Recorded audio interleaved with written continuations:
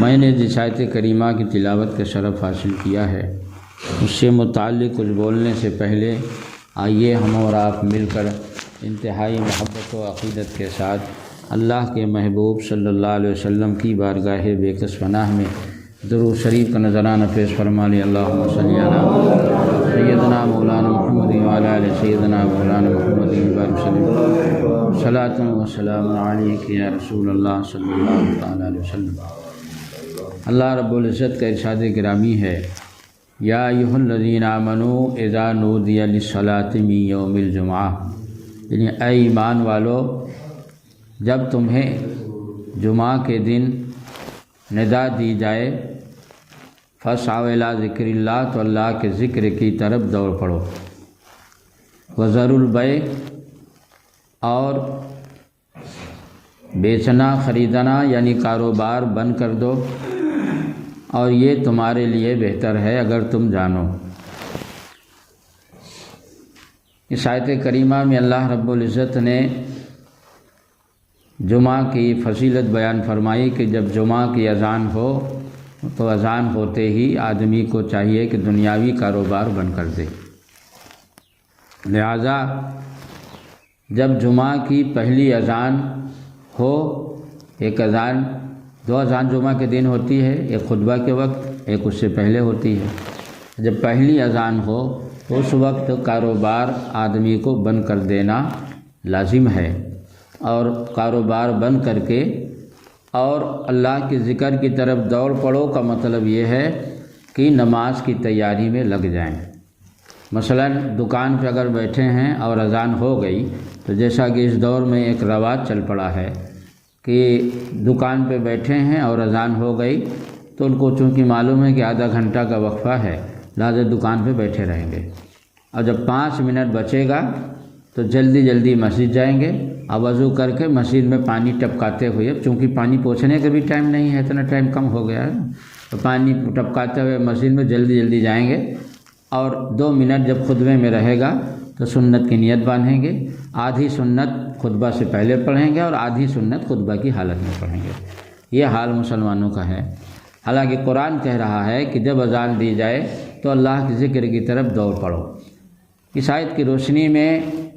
علماء کرام فرماتے ہیں کہ پہلی اذان جب ہو جائے تو کاروبار میں لگا رہنا حرام ہے۔ اس وقت جب اذان ہو جائے تو اذان ہوتے ہی جو ہے تو اللہ کے ذکر کی طرف دوڑ پڑو، یعنی نماز میں لگ جاؤ، اور نماز میں لگ جانے کا مطلب یہ ہے کہ نماز کی تیاری شروع کر دو،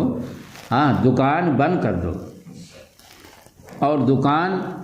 بند کر کے نماز کی تیاری میں لگ جاؤ، یعنی اگر استنجا کی حاجت ہے تو استنجا کریں آپ، پاخانہ کی حاجت ہے تو پاخانہ سے فارغ ہو لیں، اس کے بعد وضو کریں اور اس کے بعد سنت پڑھیں۔ تو اس طرح سے اذان کے بعد پھر، اور گاؤں دیہات میں اگر لوگ جو ہے تو کاروبار کرتے ہیں، کسی کا کھیت مسجد سے قریب ہے، اذان ہو گئی تو ایسا دیکھا گیا کہ 25 منٹ تک وہ ہل چلاتے رہیں گے، اور جب 5 منٹ بچے گا تب کام بند کریں گے، یہ بھی جائز نہیں ہے۔ دنیاوی کام جمعہ کی اذان ہو جانے کے بعد لگے رہنا دنیاوی کام میں یہ جائز نہیں ہے، بلکہ اذان کے بعد آدمی کو چاہیے کہ نماز کی تیاری میں لگ جائے۔ شہروں میں یہ ہے کہ مساجد بہت ہوتی ہیں، قریب قریب ہوتی ہیں، اور مساجد میں ٹائم آگے پیچھے ہوتا ہے، اور لوگوں کی سہولت کے لیے آگے پیچھے ٹائم رکھا جاتا ہے۔ کہیں پر 12:30 بجے اذان ہے، 1 بجے خطبہ ہے، کہیں پر 1 بجے اذان ہے، 12:30 بجے خطبہ ہے، اور 1:30 بجے خطبہ ہے۔ تو اس طرح سے یہ کرتے ہیں کہ مان لیجئے جو ہے تو 2 بھائی مل کے اپنا دکان چلاتے ہیں، تو ایک بھائی نے اس مسجد میں پڑھ لیا اور ایک بھائی نے اس مسجد میں پڑھ لیا آگے پیچھے، تو پھر اس میں کوئی حرج نہیں ہے، لیکن جو جس مسجد میں پڑھتا ہے اس مسجد کی اذان کے بعد اس کو نماز کی تیاری میں لگ جانا چاہیے، اور مسجد کی طرف اس کو رواں دواں ہو جانا چاہیے۔ پھر 1 بجے وہ آ جائے تو اس کے بعد پھر دوسرا بھائی دوسری مسجد کی جیسے ہی اذان ہو ویسے ہی تیاری میں لگ جائے۔ خلاصہ یہ کہ اذان ہونے کے بعد پھر کاروبار میں دنیاوی لگے رہنا یہ جائز نہیں ہے۔ اور جمعہ کے دن ایک چیز اور دیکھی گئی ہے کہ کچھ لوگ جو ہے تو دیکھا میں نے کہ آتے ہیں، پہلے بیٹھ جائیں گے اور بیٹھنے کے بعد جو ہے تھوڑی دیر بیٹھ لیں گے، اس کے بعد کھڑے ہو کے تب سنت پڑھیں گے، اور وہ سمجھتے ہیں گویا یہی مسئلہ ہے۔ وہ دیکھا ایک رسم قائم ہو گئی ہے، ایسا شریعت کا کوئی مسئلہ نہیں ہے۔ اگر آپ مسجد آئے ہیں جمعہ کے دن تو آپ سیدھے سنت پڑھیے، اور اگر دور سے چل کے آئے ہیں، آپ کی طبیعت تقاضا کرتی ہے، آپ کی طبیعت چاہتی ہے کہ ہم تھوڑی دیر آرام کر لیں، بیٹھ لیں، دم لے لیں، تب سنت پڑھیں، تو الگ بات، اپنی ضرورت کے لیے آپ بیٹھ سکتے ہیں، لیکن بلا وجہ مسئلہ سمجھ کر کہ پہلے بیٹھ جانا چاہیے مسجد میں پھر سنت پڑھنا چاہیے، یہ پرانے زمانے سے میں دیکھتا چلا رہا ہوں، لوگوں کو اپنے گاؤں میں بھی دیکھا ہوں، دوسرے گاؤں میں بھی دیکھا ہوں کہ ایسا لوگ کرتے ہیں، یہاں تک کہ شہروں میں بھی دیکھا ہوں، حالانکہ شریعت کا ایسا کوئی مسئلہ نہیں ہے۔ ایک چیز جمعہ کو میں نے یہ بھی دیکھا ہے کہ جمعہ کے دن کچھ لوگ مسجد میں جب آتے ہیں تو پہلے 2 رکعت نماز پڑھیں گے اور اس کے بعد سنت پڑھیں گے۔ اللہ جانے یہ کون سی 2 رکعت ہے، ہم تو کہیں کسی کتاب میں نہیں پڑھے، اب پڑھنے والے جان سکتے ہیں کہ یہ کون سی نماز ہے آخر۔ فجر کی آخری پڑھتے ہیں۔ ہاں، تو فجر کی نماز اگر پڑھتے ہیں تو اس کا کوئی مطلب نہیں ہے، کیونکہ قضائے عمری 2 رکعت سے ادا ہونے والی نہیں ہے۔ وہ یہ سمجھتے ہیں کہ 2 رکعت پہلے فجر کی پڑھ لیں، اس کے بعد جمعہ کی نماز پڑھیں تاکہ نماز ہماری ہو جائے۔ ایسا کوئی مسئلہ نہیں ہے، کیونکہ جو ہے تو مسئلہ یہ ہے کہ جس کی نماز 5 وقت یا اس سے کم کی قضا ہے، باقی جتنی قضا ہے وہ سب قضائے عمری پڑھ چکا ہے، اب اس کی قضائے عمری کوئی باقی نہیں ہے، اس کی مان لیجیے فجر کی قضا ہو گئی، تو اس لیے وہ پڑھتا ہے تو 5 وقت کیا، 5 وقت سے کم کی نماز جس کی باقی ہے قضائے عمری، تو اس کے لیے ہے کہ پہلے وہ اپنی قضا پڑھے اور اس کے بعد جو ہے تو وہ پھر جمعہ کی نماز یا اگلی جو بھی نماز ہو اس کو پڑھے۔ لیکن جس کی قضائے عمری 6 وقت یا اس سے زیادہ کی باقی ہے، اس کے لیے یہ حکم نہیں ہے کہ پہلے قضا پڑھے پھر ادا پڑھے۔ اچھا، پہلی بات۔ دوسری بات یہ ہے کہ اگر مان لیجیے کوئی صاحب ترتیب ہے، یعنی اس کی نماز 6 وقت یا اس سے زیادہ کی قضا عمری باقی نہیں ہے، اس سے کم کی ہے، تو اس کے لیے بھی قضا پڑھنے کا حکم گھر میں ہے۔ لوگوں کے سامنے قضا نماز کرنا گناہ ہے، گناہ کا اعلان بھی گناہ ہے، تو گناہ کا اعلان بھی تو گناہ کہ لوگوں کے سامنے تو لوگوں کو دکھا کر قضا پڑھنا یہ جائز ہی نہیں ہے، کیونکہ نماز قضا کرنا ایک گناہ ہے، اور اس قضا کا اعلان کرنا، لوگوں کے سامنے 2 رکعت پڑھنا کہ ہم نے آج فجر قضا کر دیا، یہ دوسرا گناہ ہوا، کیونکہ گناہ کا اعلان بھی گناہ ہے۔ تو اگر مان لیجئے کوئی صاحب ترتیب ہے تو اس کی جو ہے فجر ہی کی قضا ہے، باقی ساری زندگی قضا عمری وہ پڑھ لیا ہے، تب بھی اس کے لیے لازم ہے کہ وہ گھر میں 2 رکعت نماز پڑھ کے قضا ہے، لوگوں کے سامنے مت پڑھے، کیونکہ لوگوں کے سامنے قضا کا اعلان گناہ ہے، کسی بھی گناہ کا اعلان گناہ ہے۔ اور یہ جو ہمارے امام الدین بھائی نے بتایا تو تصور لوگوں کا یہی ہے، مگر ہم نے ایسے لوگوں کو دیکھا ہے کہ جو نماز پوری زندگی نہیں پڑھتے، صرف جمعہ ہی جمعہ پڑھتے ہیں، ان کی قضائے عمری 6 وقت نہیں ہزاروں وقت کی باقی ہے، وہ بھی ایسی حرکت کرتے ہیں، تو ان کی 2 رکعت پڑھ لینے سے وہ یہ سمجھتے ہیں کہ پوری زندگی کی ہماری یعنی پورے ہفتے کی قضا ادا ہو گئی۔ ایسا کوئی مسئلہ نہیں ہے۔ قضائے عمری جس کی باقی ہے یہ صحیح ہے کہ اس پر قضائے عمری پڑھنا فرض ہے۔ نماز جو ہے جو قضا ہو جاتی ہے تو یہ مطلب نہیں کہ اب قضا ہو گئی تو قصہ ختم، ایسا نہیں ہے۔ قضا ہو جانے کے بعد جو ہے پہلے ادا فرض تھی، اب قضا ہو گئی تو قضا پڑھنا فرض ہے۔ اب قضا پڑھنے کا طریقہ یہ ہے کہ مثلا کسی کی 1 سال کی نماز قضا ہے، تو اس کا یہ مطلب تھوڑے ہے کہ جمعہ کے دن 2 رکعت فجر کی پڑھ لو تو بس 1 سال کی قضا ادا ہو جائے گی۔ اس کا مطلب یہ ہے کہ باقاعدہ ترتیب کے ساتھ اس کی قضا پڑھی جائے، کہ مطلب 1 سال کی قضا ہے تو اس نیت سے کہ ہمارے ذمے جو قضا نماز 1 سال کی باقی ہے اس میں جو سب سے پہلی فجر ہے، جو پھر اس کے بعد پھر جو سب سے پہلی ظہر ہے، پھر اس کے بعد جو سب سے پہلی عصر باقی ہے، پھر اس کے بعد سب سے پہلی مغرب باقی ہے، سب سے پہلی عشاء باقی ہے، اس طرح اس نیت سے باقاعدہ پڑھیں۔ اب 1 دن کی ادا ہو گئی، اب دوسرے دن والی جو ہے وہ پہلے دن پہ آ گئی، تو اس میں پھر جو ہے تو کہیں گے جو ہمارے ذمے پہلی فجر، پہلی ظہر، پہلی عصر، اس طرح سے اس کو باقاعدہ ترتیب سے پڑھیں گے، 2 رکعت پڑھنے سے ادا نہیں ہوگا۔ اور جمعہ کے دن یہ بھی میں نے دیکھا بعض لوگوں کو کہ امام جب خطبہ دینے کے لیے منبر پہ بیٹھتا ہے تو پہلا خطبہ دیتا ہے، اور پہلا خطبہ دینے کے بعد تھوڑی دیر بیچ میں بیٹھتا ہے، اور اس کے بعد دوسرا خطبہ دیتا ہے۔ تو تھوڑی دیر جو بیچ میں بیٹھتا ہے تو کچھ لوگ ہاتھ اٹھا کے باقاعدہ دعا کرتے ہیں۔ تو ہاتھ اٹھا کر دعا کرنا یہ جائز نہیں ہے، کیونکہ جمعہ کے دن جب خطبہ ہوتا ہے تو خطبہ کے وقت آدمی کو بالکل ایسے ہی رہنا چاہیے جیسے نماز کی حالت میں رہتا ہے۔ نماز کی حالت میں یہ مسئلہ بار شریعت میں موجود ہے کہ جو چیزیں نماز میں حرام ہیں، مثلا کھانا پینا، سلام جواب سلام وغیرہ، یہ سب خطبہ کی حالت میں بھی حرام ہیں۔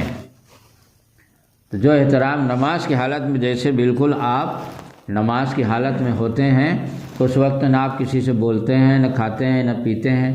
نہ ادھر ادھر جو ہے دیکھتے ہیں، اسی طرح ادب کے ساتھ خطبے کی حالت میں نماز کی طرح بیٹھیں، اور اس وقت بولنا یا بات کرنا یا جو ہے ہاتھ اٹھا کر دعا مانگنا، یہاں تک کہ حضور صلی اللہ علیہ وسلم کا اگر نام آئے خطبے میں تو درود شریف بھی زبان سے پڑھنا منع ہے، بلکہ دل میں درود شریف پڑھیں، اور ہاتھ اٹھا کر دعا مانگنا جائز نہیں۔ یہ صحیح ہے، کتابوں میں یہ بات آئی ہے کہ جب خطبہ دینے والا دو خطبوں کے بیچ میں بیٹھتا ہے تو اس وقت دعا قبول ہوتی ہے، اگر کوئی دعا کی جاتی ہے اس وقت دعا قبول ہوتی ہے۔ تو یہ بات کتابوں میں آئی ہے، لیکن اس کا مطلب یہ نہیں کہ باقاعدہ جو ہے ہاتھ اٹھا کر زبان سے دعا مانگے، کیونکہ نماز کی حالت میں جب جس طرح نماز کی حالت میں آدمی رہے اسی طرح خطبے کی حالت میں رہنے کا حکم ہے، تو ظاہر سی بات ہے کہ نماز کی حالت میں تو آدمی ہاتھ اٹھا کے دعا مانگتا نہیں ہے۔ لہذا جب خطیب دو خطبوں کے بیچ میں بیٹھے تو جو بھی آپ دعا کرنا چاہتے ہوں آپ اپنے دل میں دعا کریں، اور اللہ رب العزت دل کا حال جانتا ہے، اسے پتہ ہے کہ آپ کیا دعا کر رہے ہیں دل میں، اسے قبول کرنا ہوگا خطبے کی برکت سے تو وہ کر لے گا۔ اور اس وقت دو خطبوں کے بیچ میں جب خطیب بیٹھتا اس وقت دعا قبول ہوتی، یہ بات کتابوں میں آئی ہے، مگر ہاتھ اٹھا کر زبان سے دعا کرنا منع ہے، بلکہ آپ اپنے دل میں جو بھی دعا کرنا چاہتے ہیں اس وقت دعا کریں، اور خطبہ کی برکت سے اللہ کی رحمت سے امید ہے کہ وہ دعا آپ کی قبول ہوگی۔ اور خطبہ کے وقت بیٹھنے کا طریقہ کتابوں میں آیا ہے کہ خطبہ کے وقت جب بیٹھیں تو ایسے بیٹھیں جیسے نماز کی حالت میں بیٹھتے ہیں۔ تو نماز کی حالت میں ایک حالت تو یہ ہے کہ جیسے تحیات میں بیٹھتے ہیں، تو فتاوی عالمگیری اور فتاوی رضویہ وغیرہ میں یہ مسئلہ ہے کہ جیسے نماز کی حالت میں بیٹھتے ہیں ویسے بیٹھیں، اور نگاہ جو ہے تو خطیب یعنی خطبہ دینے والے کی طرف ہو، اور نماز کی حالت میں جیسے قاعدہ میں بیٹھتے ہیں اس طرح بیٹھیں۔ اور مرقات میں مولا علی قاری رحمۃ اللہ نے فرمایا، بعض کتابوں میں آیا ہے کہ پہلے خطبے میں جو ہے تو اس طرح ہاتھ کیے رہیں، اب دوسرے خطبے میں قاعدہ کے جیسے اس طرح، تو اس میں بھی کوئی حرج نہیں ہے۔ بہرحال نماز کو خطبے کی حالت میں بات چیت کرنا یا دعا کرنا یا درود پڑھنا منع ہے، اور بالکل آپ خاموش اسی طرح رہیں جس طرح نماز میں رہتے ہیں۔ ہاں اگر کوئی غلط کام دیکھیں، مثلا مساجد میں دیکھا گیا، بڑی بڑی مساجد میں چھوٹے بچے کافی تعداد میں اکٹھا ہو جاتے ہیں اور بڑی شرارت کرتے ہیں، خاص طور سے جب وہ جان جاتے ہیں کہ اب کوئی ہم کو بولنے والا نہیں ہے، مثلا خطبے کی حالت میں، یا جب نیت سب باندھ لیتے ہیں تب جو ہے شیطان ان کے دل میں زیادہ ڈالتا ہے کہ تم شرارت کرو، اور جیسے ہی امام سلام پھیرتا ہے آپ دیکھے ہوں گے چھوٹے بچے بالکل شریف زادے بن جائیں گے۔ یہ بھی ایک عجیب بات ہے۔ تو جیسے ہی سلام امام پھیرے گا چھوٹے بچے بالکل شریف زادے، ایک دم لگے گا کہ ان سے مؤدب کوئی نہیں، اور جیسے ہی امام نیت باندھیں گے ویسے ہی وہ شرارت کریں گے کہ آدمی کے دماغ کھٹے ہو جائیں۔ تو اگر بچے شرارت کر رہے ہیں تو خطبے کی حالت میں آپ اشارے سے بچوں کو منع کر سکتے ہیں، مگر زبان سے بولنا اس وقت بھی منع ہے۔ ہاں اگر کوئی ایسی مجبوری یا ضرورت ہو کہ جس کے بغیر کوئی چارہ نہ ہو، مثلا خطبہ ہو رہا ہے اور آپ نے دیکھا خطبہ کی حالت میں کہ بھائی کوئی نابینا کنواں میں گر جائے گا اگر ہم نہیں بولیں گے، تو کنواں سامنے ہے، وہ کنواں کے سامنے ایک دم جا رہا گر جائے گا، یا تالاب ہے تالاب میں گر جائے گا، یا کوئی اس طرح سے، اور مثلا سانپ بیٹھا ہوا ہے اور نابینا آدمی جا رہا ہے، سانپ کے اوپر چڑھ جائے گا، اسے کاٹ لے گا، اس طرح کے کوئی بڑا حادثہ ہونے کا اگر اندیشہ ہو، اس طرح کوئی مجبوری ہو تو پھر مجبوری کا مسئلہ الگ ہوتا ہے۔ آپ جانتے ہیں کہ مجبوری کی حالت میں اگر ایسی مجبوری ہو تو نماز کی نیت توڑ دینا جائز ہے، تو وہ الگ بات ہے، ظاہر سی بات ہے۔ خطبے کی حالت میں بھی اگر آپ جانتے ہیں کہ ہم خطبہ کا انتظار کریں گے تو یہ نابینا کنواں میں گر جائے گا، تالاب میں گر جائے گا، یا آگ میں گر جائے گا، یا سانپ کے اوپر چڑھ جائے گا، اس طرح کی کوئی اگر مجبوری ہو تو اس وقت خطبے کی حالت میں بھی بول سکتے ہیں آپ۔ لیکن عام حالات میں خطبہ کی حالت میں آدمی کو ادب کے ساتھ ویسے ہی بیٹھنا چاہیے جیسے نماز کی حالت میں بیٹھتے ہیں، اور نظر جو ہے خطیب یعنی خطبہ دینے والے کی طرف ہو، اور صف بنا کر پہلے سے بیٹھے رہیں تاکہ جو ہے تو جب اقامت ہو تو اقامت کی حالت میں دقت نہ ہو۔ اور جن مساجد میں بعض مساجد ایسی ہوتی ہیں کہ جمعہ ان میں نہیں ہوتا، تو جن مساجد میں جمعہ نہیں ہوتا ہے تو ان مساجد کو اس میں جو ہے تو جمعہ کے وقت ان مسجد میں کو بند کر دینا چاہیے۔ جمعہ کے وقت ان مساجد کو کھولنا جائز نہیں، وہی مساجد کھولی جائیں گی جن میں جمعہ ہوتا ہے۔ اور اس کے بعد جو لوگ معذور ہیں، مثلا اتنے زیادہ کمزور ہیں، بوڑھے ہیں کہ مسجد نہیں جا سکتے ہیں، اور یا تو یہ کہ جو ہے تو ان کی طبیعت خراب ہے یا کسی اور مجبوری کی وجہ سے وہ مسجد جمعہ کی نہیں جا سکتے ہیں، تو وہ گھر میں ظہر پڑھیں گے، مگر گھر میں جو ظہر پڑھیں گے اس کے لیے جو ہے تو نہ اذان دیں گے نہ اقامت کہیں گے، بغیر اذان و اقامت کی ظہر پڑھیں گے، اور جو ہے تو جماعت بھی نہیں کریں گے۔ جمعہ کے دن جماعت صرف جمعہ کی ہوگی، اور یہ حکم شہر کا ہے۔ لیکن گاؤں میں تو گاؤں کا مسئلہ یہ ہے، بہار شریعت میں فتاوی عالمگیری کے حوالے سے اور حضرت امام اعظم رحمۃ اللہ علیہ سے لے کر، اور بلکہ حضرت علی حضور صلی اللہ علیہ وسلم کے دور سے لے کر میں نے اپنے دور تک کے فتویٰ ہر صدی کا میں نے پوسٹر میں نقل کر دیا ہے، جس میں جو ہے تو حضرت علی رضی اللہ تعالیٰ عنہ کا قول نقل کیا کہ حضرت علی فرماتے ہیں لا جمعۃ فی القریٰ،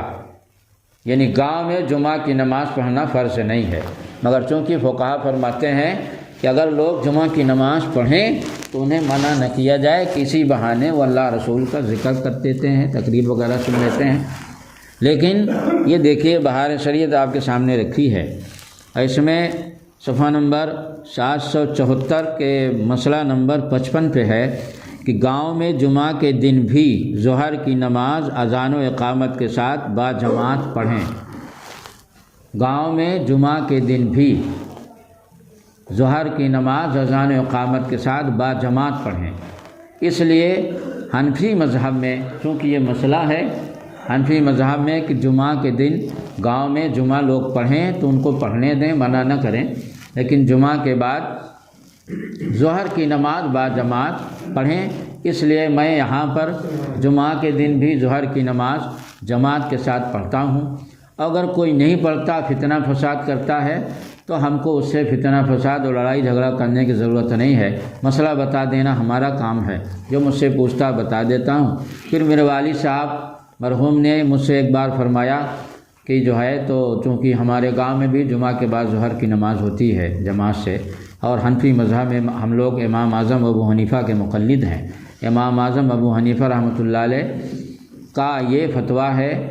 کہ جمعہ کے دن بھی ظہر کی نماز جمعہ کے بعد جماعت سے پڑھیں،